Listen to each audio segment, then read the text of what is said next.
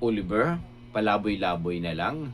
Bago natin ipagpatuloy ang ating pag-usapan mga kadadis Frankie, please don't forget to subscribe this YouTube channel, Kuya SMB Vlog. Ngayon mga ka-idol, palaboy-laboy na lang si Oliver punto por punto dahil siya na lang ang nag-a-adjust nito. Dahil alam naman natin mga ka-idol na ang pamilya ni Ansing lagi nandun nakatambay sa bahay ni Oliver. So alam naman natin, sa katulad nilang may sakit sa pang-iisip, may time din niya na ayaw nila ng maingay. So yun po mga ka-idol, si Oliver nilang pong nag-a-adjust na gusto niyang katahimikan, umaalis na lang po itong mga kadadis Frankie. Dahil sa bahay niya maingay. Unang-una, doon lagi nakatambay ang mga bata, mga anak ni Ansing, of course Ansing. Sometimes nga, doon din nagbabangayan mag-asawa nito. Punto por punto. Ang rason ni Ansing kung bakit doon sila lang katambay, para daw maalagaan si Oliver, pero si Oliver nasa lobas ng bahay, pero sila nasa loob ng bahay. Ano ba talaga Ansing ang katotohanan? Ganun lang po doon mga ka-idol. Why nakikita natin si Oliver sa labas mga ka-idol? Kasi mga katulad po nila mga ka-idol, kailangan po niya ng medyo may time sila mga ka-idol na gusto nilang tahimik na walang maingay. Kaya lang wala siyang magagawa kasi si Ansing, kapatid niya, ang mga anak ni Ansing, pamangkin niya, siya na lang ang nag-a-adjust nito. Kung gusto niya katahimikan, lumalabas na lang po ito. Doon na lang po siya sa labas nagtatambay na instead na doon sa bahay niya mismo.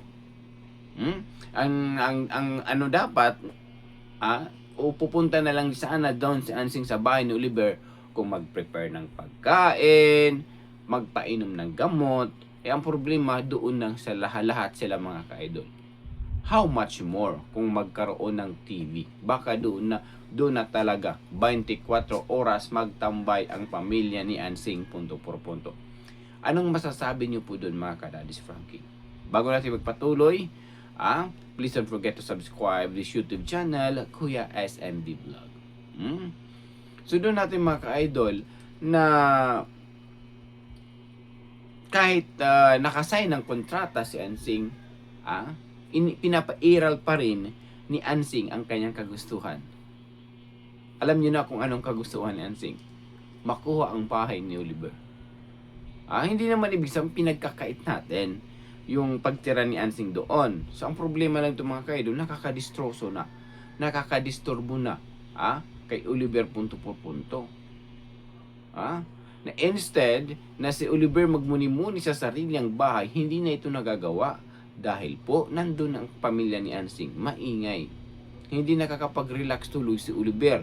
Doon siya sa labay nakakapag-relax. Doon siya sa labas nagre-relax. Siya na po ang nag-a-adjust mga kaid. Ang dapat nga, si Ansing ang mag-adjust kay Oliver. Pero, si Oliver ang nag-adjust kay Ansing. So, doon po ang pagkakaiba mga ka-idol, na instead na si Ansing ang mag-aalaga kay Oliver, nako, si Oliver tuloy ang nag-aalaga kay Ansing na malaom-laom. Unang-una dapat si Ansing nasa labas ng bahay, si Oliver nasa loob ng bahay. Ngayon, si Ansing nasa loob ng bahay, si Oliver nasa labas ng bahay. Ngayon, at saka, ang dapat magpakain kay Oliver si Ansing. Ngayon, nagpapakain ngayon kay Oliver, nagpapakain ngayon kay Ansing si Oliver. Nabaliktad na ang mundo mga kadadis Frankie. Ang nangyari. Kaya po yun mga ka-idol na si Oliver gumagawa na lang ng paraan para maiwasan yung kaguluhan. Kasi alam naman ni Oliver yung bunganga ng kanyang kapatid. Mas maingi pa sa Armalite. Na hindi din makontrol ang sarili. Sometimes pupunta si Oliver sa kanyang kuya JJ, pupunta sa mga kamag-anak nila doon sa paligid malapit sa kanila. So wag rin po tayo magtaka kung nakakapag-bisyo rin si Oliver. Unang-una, nasa labas siya, instead nasa loob ng bahay. So siya alam naman natin yung mga ngayon, sila pa yung magbumungkahe Oliver, gusto mo sigarilyo? Siyempre, si Oliver, ano lang, gusto din naman. Ala, sige. Alam natin, kailangan pa din lang may mag-assist kay Oliver. So, wala, yun talaga ang problema. Ganun lang po dun mga ka-idol. Nagsabi na tuloy yung karamihan na medyo matigasin ang ulo. Just lang dun ang point na nagsabi si Daddy Frankie na huwag kang manigarilyo kasi nagsasayang tayo ng oras at panahon sa paggagamot mo. Kaya lang mahal na nakalimutan. May problema po yan sa pang-iisip. Hindi natin sukat yun. Malalim po yun. Para kasing cool lang po mga ka-idol. Ang lalim. Kailangan talaga yan i-monitor. Kahit yan medyo nakikita natin, nakakausap na, sumasagot sa mga katanungan, tumatawa na sa harap ng tao, nakikisalamuhan na ng ibang tao, pati hindi pa natin alam. Alam naman natin na Oliver is not fully recovery. O dapat ikaw, Ansing, may time din na lisanin mo nyo din ang bahay ni Oliver. Kahit pa paano, makapag-relax man lang si Oliver punto por punto. Sinasakop nyo na, pati kay Oliver bahay punto por punto.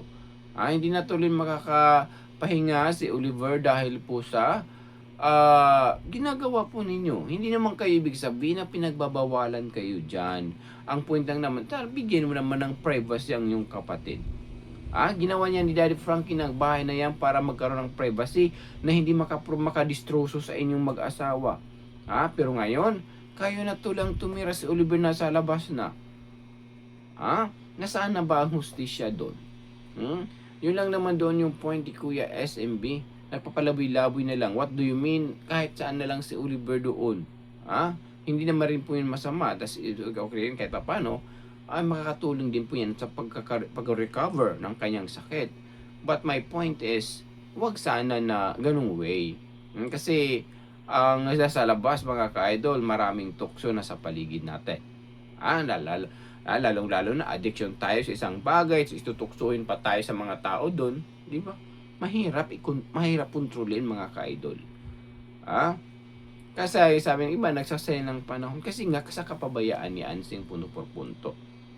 Mabuti lang si Ansing kapag may dumarating na mga blessings, mabuti lang si Ansing kung may dumarating na mga biyaya mula sa mga sponsor. Pero kapag walang biyaya mula sa sponsor, didma si Oliver, pinapabayaan na lang sa labas. Ganun na lang po dun mga ka-idol. Ang dinadahilan ni Ansing, malamok daw sa bahay nila. Linisan mo.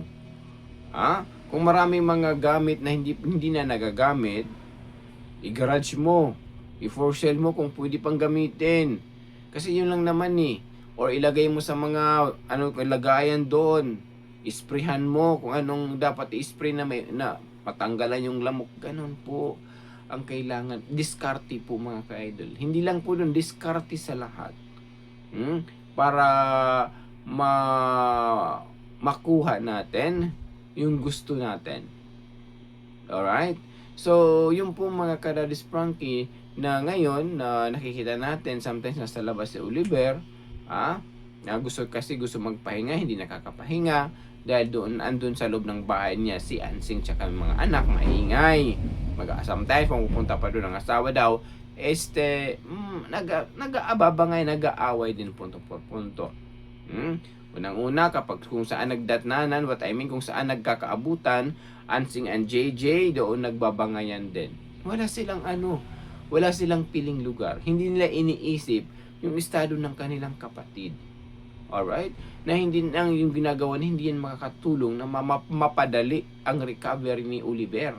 Sa ganyang toxic na sa paligid. Nag-aaway lang naman kasi ang pinaglalaban doon ni JJ, yung para kay Oliver na expected ni JJ na kukunin ni Ansing. Ngayon naman, Ansing naman kay Tuso, ayan. Ayaw niyang palapitin si JJ kay Oliver. Baka maagawan siya ng blessings nito. Alright?